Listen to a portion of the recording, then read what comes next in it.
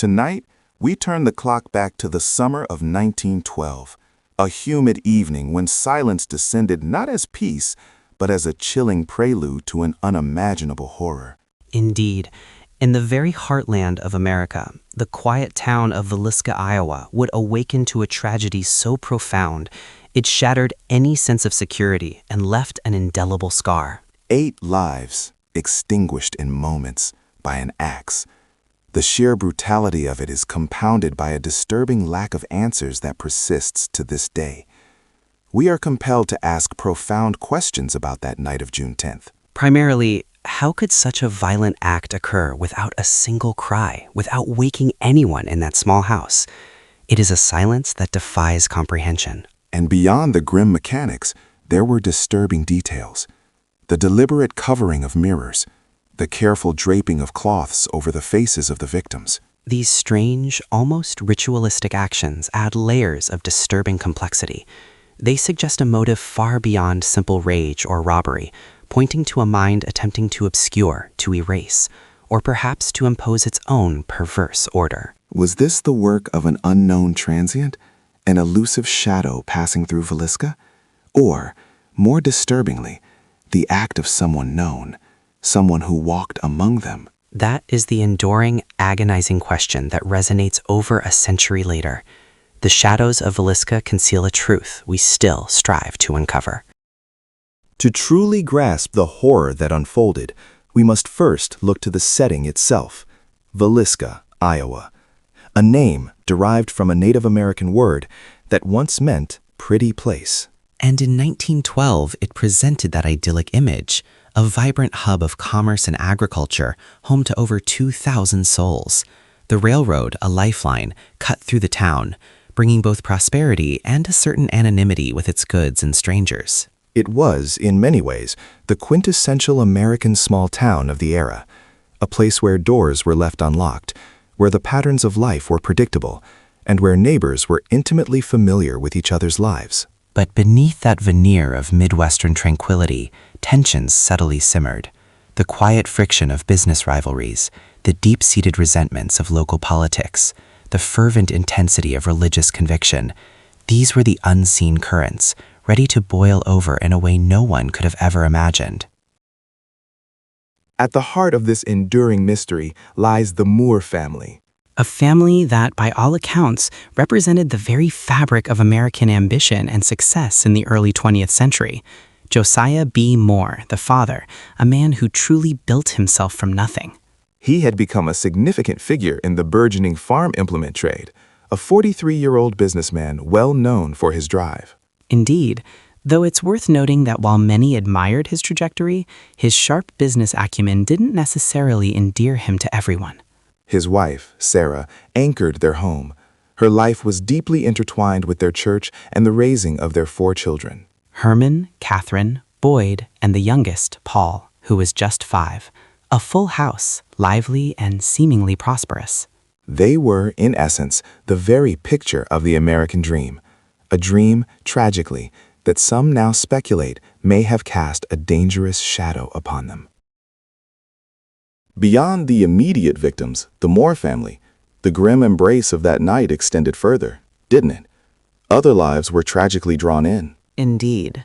Perhaps the most profound illustration of sheer, agonizing misfortune compounding the tragedy lies with the Stillinger sisters. Lena and Ana, 2 young neighbor girls. Lena was 12, Ina just 8 years old. That evening, they had asked their parents for permission to stay overnight at the Moore house, a simple, innocent request. A decision made with no foreknowledge of the horror to come. Precisely. They had spent the day together, preparing for the Children's Day service at the Presbyterian Church. Their parents agreed, sealing a fate that was entirely accidental, utterly undeserved. And their sleeping arrangements then became a cruel twist of destiny. Unwittingly so. The 2 sisters would sleep in the downstairs guest room. This was the first room accessible directly from the parlor, placing them, by pure chance, directly in the path of the intruder. June 9th, 1912. A Sunday. The air heavy with the coming summer heat. A typical day in many ways, yet one that would cast a long shadow. The Presbyterian Church was, as was customary, filled to capacity for its Children's Day program, an annual tradition, a beloved occasion of recitation and song. Sarah Moore, we know, had meticulously coordinated the exercises. The children performed, their voices bright, their laughter echoing through the sanctuary. Unaware, utterly unaware of the darkness that may have already settled upon them, the chilling thought remains. Were the eyes of a killer watching that innocence from the back pews, or perhaps through the very stained glass windows meant to offer solace? The service concluded around 9:30 p.m. Witnesses would later recall the Moores and the Stillingers walking home beneath the quiet expanse of the night sky, a seemingly perfect, peaceful end to a holy day. Let's reconstruct those final, quiet hours of June 9th, 1912. The walk home for the families was brief, a mere 3 blocks to the white frame house on East 2nd Street. They arrived just before 10 o'clock. A familiar evening routine then unfolded. Indeed, the comforting ritual of milk and cookies, perhaps a final prayer. The Stillinger girls made their way to the downstairs bedroom, while the Moore family retired upstairs. And as midnight approached, a profound silence descended. The house fell utterly still. Outside, the neighborhood lay cloaked in darkness, punctuated only by the faint, distant glow of street lamps. It was within this heavy, unsuspecting silence that the perpetrator made his move. Our analysis suggests he had been waiting, concealed perhaps in the coal shed outside, or even more chillingly, hidden within a closet inside the home itself, patiently biding his time as the household's breathing deepened into the rhythm of sleep. The initial evidence suggested a chilling improvisation rather than a premeditated armament. The killer did not bring a weapon with him. Indeed, it became clear the attacker simply found one once inside the property, Josiah Moore's own felling axe, retrieved from the coal shed in the backyard. And their entry point, the back door, was a detail that spoke volumes about both the era and perhaps the killer's chilling confidence. Precisely. In 1912, it was not uncommon for rural homes like the Moores to leave back doors unlocked, a casual oversight that, in this instance, became a fatal invitation. Once inside, the killer's movements were disturbingly deliberate. Was it the terrifying familiarity of someone who knew the layout, or the cold, calculated stealth of a practiced predator? That remains one of the most haunting ambiguities. With Moore's axe now heavy in his hand, he would have crept through the dark kitchen, silently passing the room where young Lena and Ina lay sleeping. His path, investigators surmised, was clearly marked. He went upstairs first. His immediate target was the master of the house. He wanted Josiah. The night's horror began upstairs, an act of violence described as both frenzied and chillingly efficient. Precisely. The killer entered the master bedroom, where Josiah and Sarah slept undisturbed.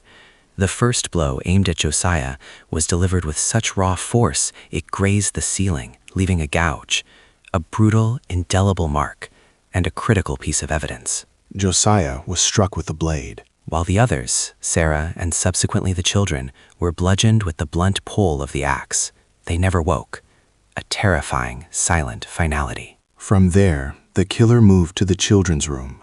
Herman, Catherine, Boyd, and Paul. One by one, their lives were extinguished in the suffocating darkness. And perhaps the most chilling detail, no screams were heard. The sheer percussive force of the axe, that thunder of impact, was somehow absorbed completely by the house itself. A deliberate, horrifying silence. Having extinguished the lives of the family on the upper floor, the assailant moved downstairs. The descent into the Stillinger girls' room, it marks another layer of unfathomable horror. Lena and Ina Stillinger were next. For Lena, there's a particular chilling detail from the scene. Indeed, while the attack was swift and brutal, some interpretations of the evidence suggest a momentary awakening, a desperate primal reaction. Her small body was discovered in a position that implied a struggle, perhaps a frantic defensive kick. A wound on her arm, consistent with an attempt to ward off an attack, supports this grim theory. It speaks to the utter speed, the terrifying efficiency of the killer. Despite any brief resistance, the end was tragically immediate for both girls. In mere seconds, all 8 souls in that small house had been extinguished. But the horror, we now understand, was not yet complete. What transpired next elevated this already monstrous crime beyond simple murder. It suggested a darker, almost ritualistic intent, profoundly disturbing even by the standards of such a violent era. The immediate aftermath of such a brutal crime often suggests a panicked flight. Yet in Villisca, the killer, he lingered. He didn't flee immediately. Indeed, the scene revealed not a hasty departure, but a series of deliberate, almost ritualistic acts. He moved through the house, systematically covering every mirror with skirts and aprons he found. And the victims themselves, their faces were also obscured. Yes, clothing pulled from the drawers was carefully placed over each of the deceased. It begs the question, was this born of shame, a deep-seated superstition, or a chilling psychological need to depersonalize the very lives he had just extinguished? There was also an object, mundane yet utterly out of place, found amidst the horror. A 2-pound slab of bacon taken from the icebox, then wrapped in a towel and left on the floor of the downstairs bedroom. These aren't the actions of a common criminal.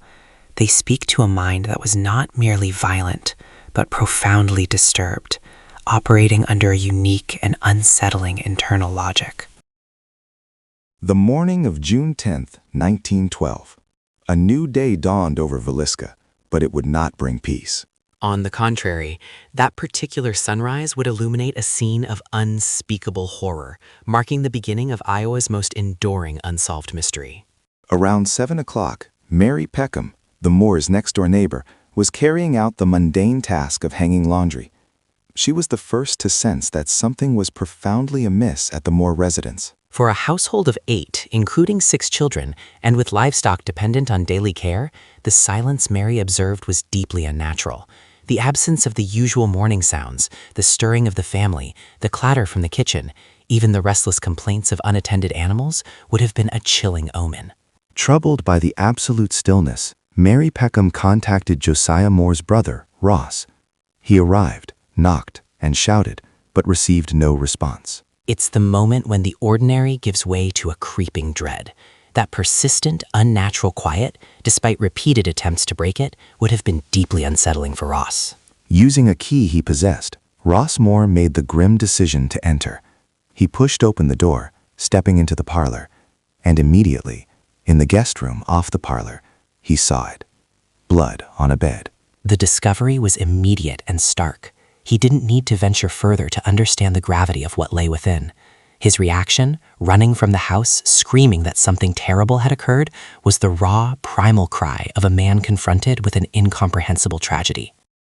What followed the discovery of the bodies for the investigation was nothing short of a catastrophe. Indeed, as word of the tragedy began to ripple through the town, a morbid curiosity drew an unthinkable number of people to the house.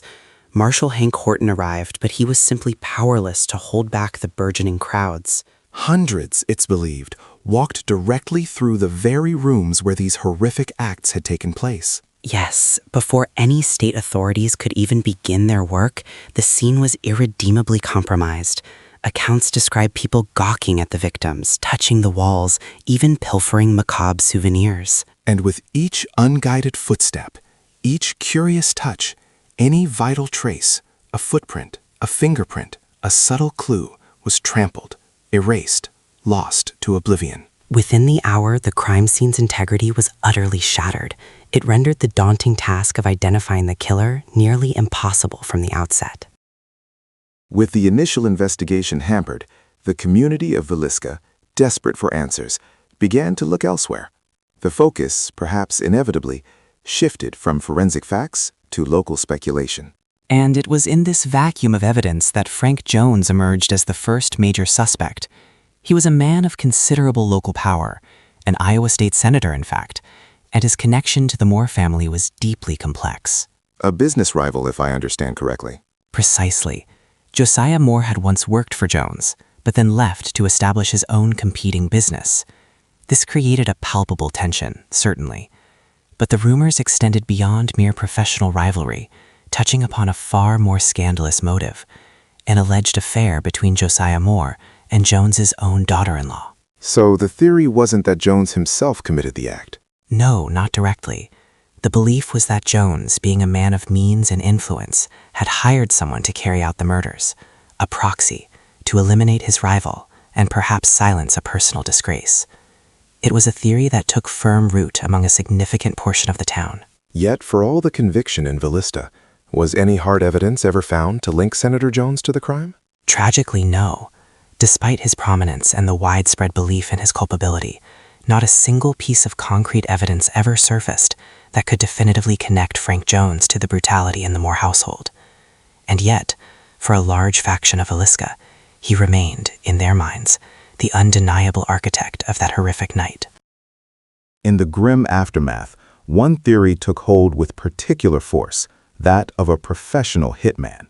This line of inquiry led investigators to a man named William Blackie Mansfield. Mansfield was a figure of significant notoriety in the underworld of the era, a known criminal, often associated with cocaine use. What made him truly compelling, however, were allegations of other strikingly similar axe murders committed in Illinois and Kansas, occurring just days before and after the Villisca tragedy. And the methodology of these crimes, you've often emphasized, bore an uncanny resemblance. Precisely. The distinct patterns, the deliberate covering of mirrors within the victims' homes, the use of the flat side of the axe head rather than the blade, these details matched, chillingly, almost perfectly.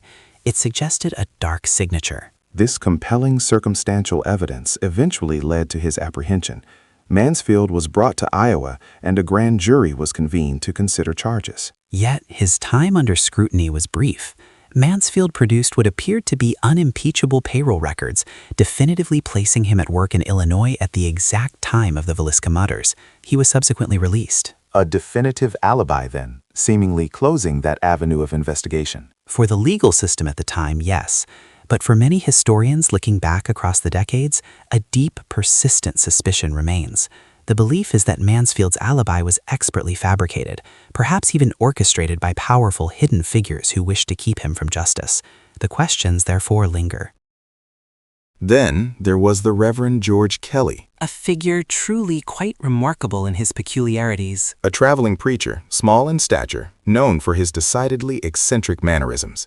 Kelly was in Villisca that very night, having attended the Children's Day service. His presence was verified, certainly, but it was his subsequent actions in the grim days following the murders that cast a long shadow of suspicion. Kelly became utterly consumed by the case, posing as an amateur detective, writing profusely to the police with his unsolicited theories. Such an intense, self-appointed involvement would have been considered highly unusual, even unsettling for any citizen, let alone a man of God.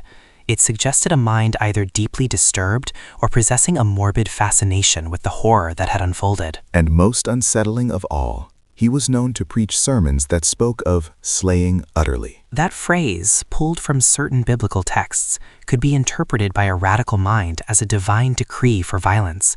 The profound question persists. Was Kelly a religious fanatic, convinced he was an instrument of God's wrath? Or simply a man, perhaps profoundly unstable, desperate for the attention such an unfathomable tragedy could provide? A question that lingers, unanswered, over the dark heart of this case. Years after the horrific events, the investigation took an unexpected turn with the arrest of Reverend Kelly. When was this precisely? It was 1917. Reverend Kelly was taken into custody, and what followed was a period of intense interrogation. And under that pressure, he confessed. He did. After hours of questioning, he signed a confession claiming divine instruction that God had commanded him to slay utterly. He offered details of the crime scene that seemed to corroborate his guilt. Indeed, his account included specifics that, logically, only the killer could have known, or, as some speculated, someone who had meticulously studied every report of the atrocity. But that wasn't the end of his testimony. Far from it. Reverend Kelly later recanted his confession, asserting it had been coerced by the police. He faced trial then. Twice, in fact. The first jury remained deadlocked, unable to reach a verdict, resulting in a hung jury. However, the second trial concluded with an acquittal. And acquittal, despite such a confession and specific details? The prevailing sentiment was that the jury simply could not reconcile the image of this slight, diminutive preacher with the sheer physical strength and devastating force required to wield the axe in such a brutal manner. The physical incongruity proved too great for them to overcome. Yet, in recent years, a starkly different hypothesis has been put forth, offering a grim alternative to the established theories. It is known simply as the man from the train. Indeed, it's a meticulously researched connection made by analysts Bill James and Rachel McCarthy James. They painstakingly linked the Villisca atrocity to a chilling series of over a dozen similar axe murders that plagued communities across the country between 1911 and 1912. A pattern of violence, truly unseen in its scope at the time. Precisely. The common threads were undeniable. Each crime occurred unnervingly close to railroad tracks. An axe was consistently found at the scene, and, hauntingly, the victims' faces were often covered. These were not isolated acts of local vengeance. And within this dark pattern, a specific individual began to emerge from the shadows. Their research led them to a German drifter, a man named Paul Mueller. He fits the chilling profile of a transient predator, capable of moving unseen through the sprawling rail yards of America, striking with devastating randomness, then simply dissolving back into the steam and smoke, leaving only terror in his wake. Despite the exhaustive legal processes that followed the Villisca axe murders, no one was ever brought to justice. Indeed, for all the grand juries, the subsequent trials, and even the multiple confessions, the courts never secured a single conviction. And the reverberations of that systemic failure were felt acutely within the small town itself, weren't they? Profoundly. The unresolved nature of the case utterly tore Villisca apart. Lifelong neighbors ceased speaking, accusations, often baseless, tragically destroyed families and livelihoods. What factors, then, allowed such a horrific crime to remain ultimately unpunished? It became a textbook example, a stark lesson. A crime scene compromised from the very beginning, coupled with the stifling influence of small-town politics and rivalries, systematically derailed any true pursuit of the perpetrator, leaving the community and the victim's memory with a lingering sense of profound injustice. Precisely. The individual responsible for those brutal acts, whoever they were, simply walked free. They almost certainly lived out their natural life, taking that terrible secret and the full truth of that night with them to the grave.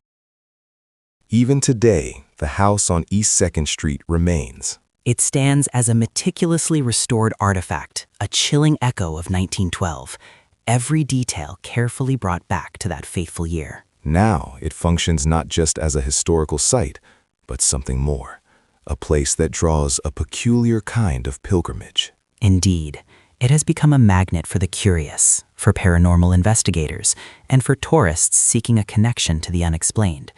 Consistent accounts emerge from within, the faint echo of children's voices, fleeting shadows, and a profound shared sense of dread, often reported specifically in the upstairs rooms. Regardless of one's belief in the spectral, the weight of what happened there seems undeniable. Absolutely.